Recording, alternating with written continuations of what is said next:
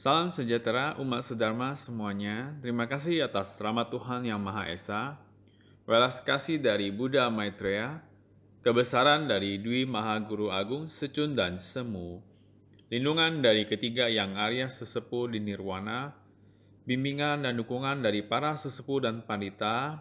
Pada kesempatan kali ini, Hoshia mendapat kesempatan mengikat jodoh baik bersama dengan umat sedharma semuanya.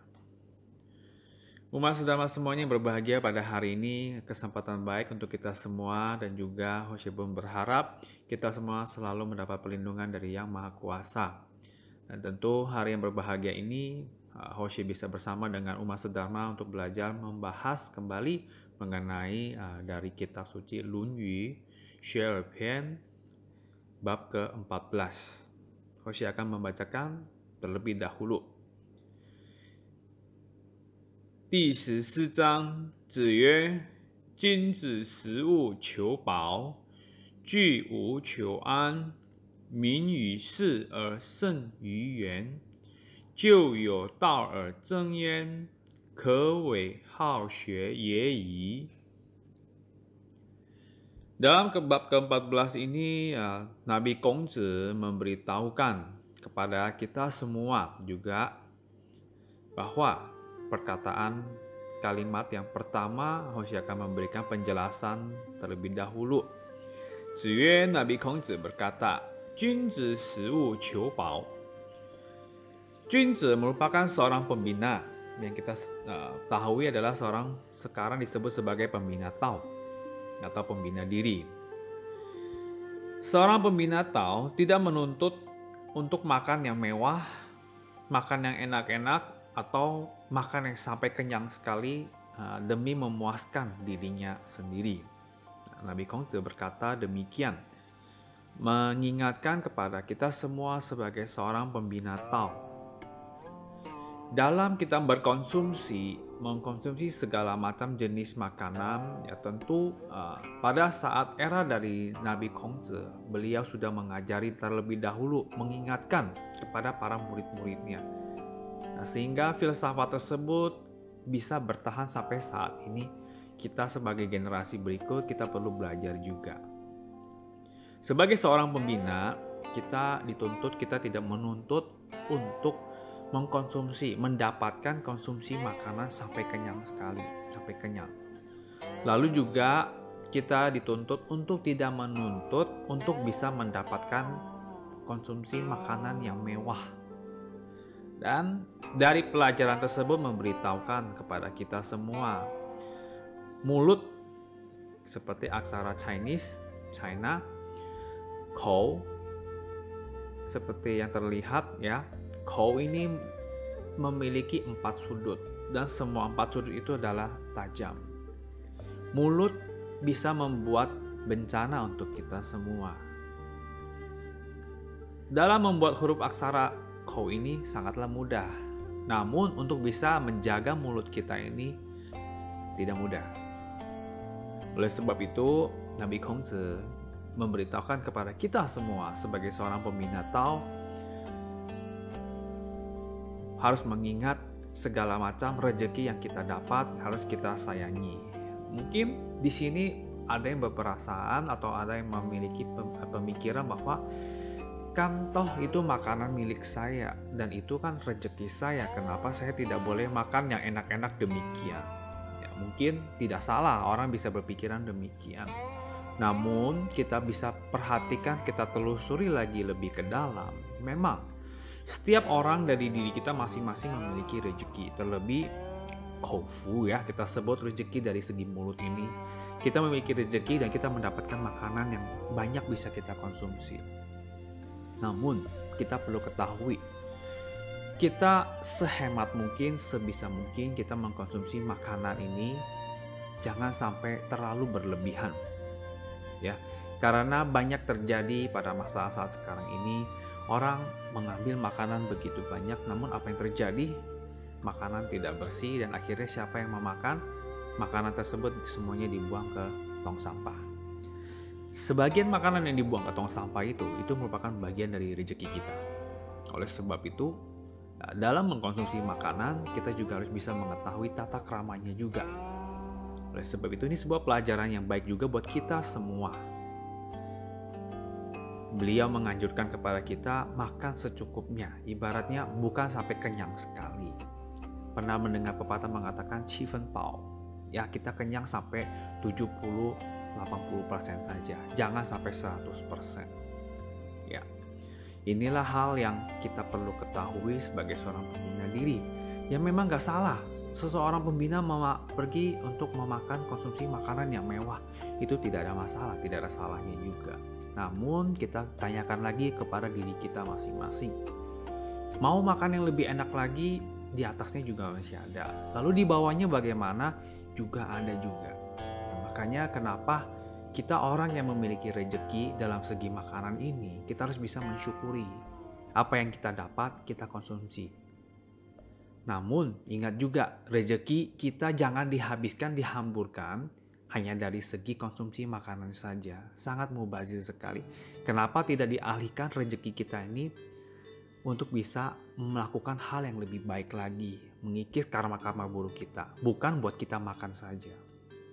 Jadi kita bisa gunakan alternatif menikmati rejeki kita dengan hal yang lain, bukan hanya dari segi makanan.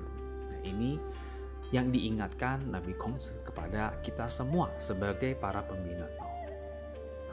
Ada suatu kisah di mana Nabi Kongzi beserta beberapa ribu muridnya pergi melanang buana. Kita sebut sebagai Zhouyu Lieguo. Mungkin sebagian umat sedharma pernah mendengar kisah tersebut. Ada beberapa kisah dari pada saat Nabi Kongzi itu Zhouyu Lieguo berkeliling negara, yaitu salah satunya adalah Chen Cai Jue Liang, di mana suatu kali Nabi Kongzi beserta murid-muridnya pergi mengunjungi negara Chen. Pada saat itu negara Chen itu disambut ya guru Kongzi dengan para muridnya oleh raja negara Chen sana. Lalu setelah mereka berdiskusi, berbicara dan lain-lain, akhirnya guru Kongzi pun mau berpamitan untuk pergi ke tempat negara yang lainnya lagi. Pada saat itu di mana negara Chen punya raja memberitahukan kepada guru Kongzi jangan pergi ke negara Chu. Karena negara Chen dan Chu tersebut sedang terjadi sebuah konflik dan dia tidak menginginkan guru Kongzi pergi ke sana untuk memberikan mereka wejangan. Dan tentu sebagai nabi suci mana mungkin bisa pilih-pilih kasih. Beliau pun tidak terlalu mau untuk mengikuti peringatan dari negara Chen tersebut rajanya. Akhirnya pada saat perjalanan menuju ke negara Chu, beliau dihadang oleh pasukan dari negara Chen. Dan pada saat itulah beliau beserta para murid-muridnya tidak bisa kemana-mana dan mereka terjebak di tengah-tengah dari perjalanan tersebut. Kenapa? Karena pasukan dari negara Chen itu tidak menginginkan beliau untuk bisa melewati perbatasan tersebut. Dan apa yang terjadi? Negara Chu mengetahui hal tersebut, akhirnya mengutus pasukan juga. Dan terjadilah peperangan. Pada saat itulah guru Kongzi dengan murid-muridnya, mereka terjebak di tengah-tengah pertempuran dari kedua negara tersebut.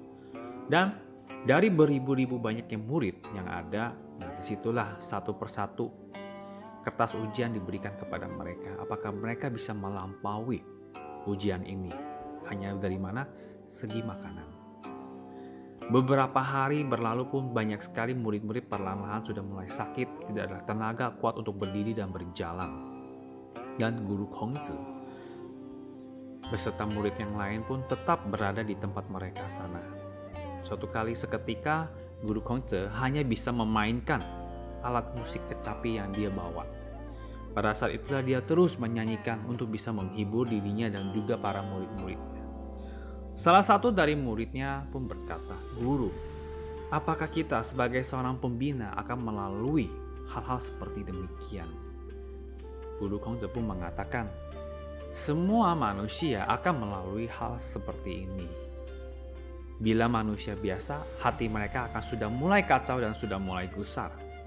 Namun, sebagai seorang junzi, pembina, hati mereka akan tetap mantap." Ya, pada saat itulah dari sebuah kisah tersebut tersaringlah kembali lagi, terseleksi kembali lagi dari beribu-ribu murid menjadi hanya berapa ratus murid saja. Dan dari berapa ratus murid itu merupakan orang yang benar-benar berkualitas. Dan ini dari segi konsumsi. Sebagai seorang pembina Tao, bukannya tidak boleh makan kenyang, tapi kita mengkonsumsi makanan tersebut dengan syukur pada diri kita. Yang berikutnya, Nabi Kongzi mengatakan, seorang pembina tidak menuntut untuk tinggal di tempat yang bagus dan mewah demi untuk memuaskan dirinya sendiri. Nabi Kongzi mengingatkan kepada para murid-muridnya bahwa tubuh kita ini hanya sementara saja. Kita hanya meminjamkannya sementara saja. Namun ingat, kita masih ada yang lebih penting ketimbang dari penampilan luar ini, ketimbang dari materi-materi berwujud. Oleh sebab itu, di dalam kehidupan kita ini, janganlah terlalu terikat akan wujud materi tersebut. Toh, kita hanya tidur berapa besar? Seukuran hanya satu ranjang saja. Satu ranjang 2 x 2 meter saja sudah lebih dari cukup untuk seseorang untuk bisa tidur. Dan apalagi yang kita butuhkan selain itu? Ya memang kembali lagi ke kondisi sekarang saat ini, kita masing-masing, Hoshi katakan sebelumnya, mempunyai rezeki masing-masing. Rezeki kita ini ya, perlulah kita sayangi juga.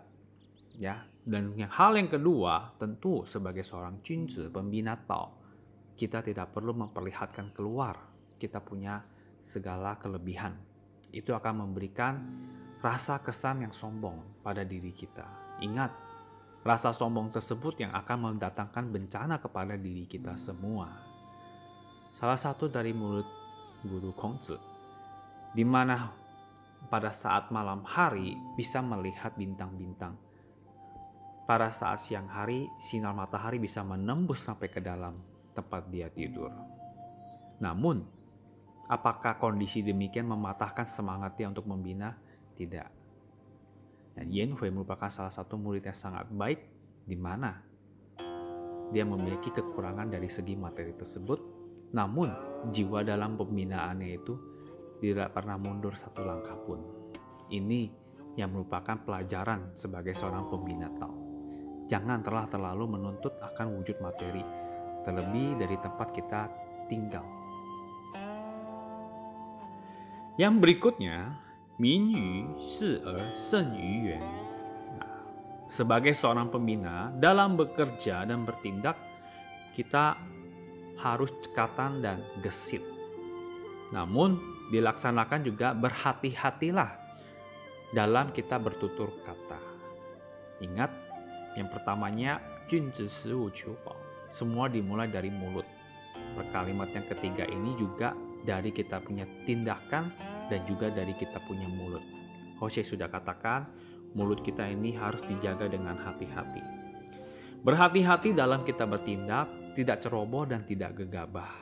Cepat bukan berarti ceroboh. Cepat dan cekatan, namun perlu ditambah berhati-hati. Oleh sebab itu, mengapa banyak kita diberikan, dianjurkan, perbanyak bertindak ketimbang kita berbicara. Dalam kaum Buddhis, bahkan kita, Guru Kongzi sudah mengatakan juga, mengingatkan, sesuatu hal yang tidak pantas kita lihat, jangan kita lihat. Sesuatu hal yang tidak pantas kita dengar, janganlah kita dengar. Sesuatu hal yang tidak pantas kita ucapkan, jangan kita ucapkan. Sesuatu hal yang tidak perlu kita lakukan, janganlah kita lakukan. 4 hal yang tidak boleh kita lakukan. Ini sudah diingatkan kepada kita semua sebagai umat manusia, bahkan sebagai seorang pembina Tao. Maka itu terhadap melakukan hal apapun juga dan juga berkata apapun juga, tentulah kita harus berhati-hati dan tidak gegabah dalam bertindak dan berbuat. Mengapa pada saat kita di dalam wadah ketuhanan ada 15 peraturan suci yang perlu kita taati, dan inilah salah satunya yang membantu kita sebenarnya agar kita bisa terjauh dari segala macam malapetaka dan perbuatan-perbuatan karma buruk. Oleh sebab itu, ini beberapa hal yang perlu kita tekuni juga. Yang berikutnya, kita sudah bisa melakukan beberapa hal di depan tersebut, kita tidak menuntut untuk makanan yang kenyang-kenyang, tidak menuntut untuk tinggal di tempat yang mewah. Kita belajar untuk bisa cekatan dan juga berkata yang baik. Maka dengan demikian akan sangat mendekati orang yang bermoral dan berakhlak. Kenapa? Karena kita bisa mulai mengoreksi kesalahan dan kekurangan pada diri sendiri, bukan mengoreksi kesalahan pada diri orang lain. Pada diri sendiri dahulu. Menjadi orang yang bermoral akan mendapatkan perlindungan dari yang kuasa. Berikutnya, serta dihormati oleh orang lain. Ya, tentu, masa-masa saat sekarang ini, di mana kehidupan masyarakat sudah mulai mata pengetahuan, wawasan semakin luas, semakin banyak.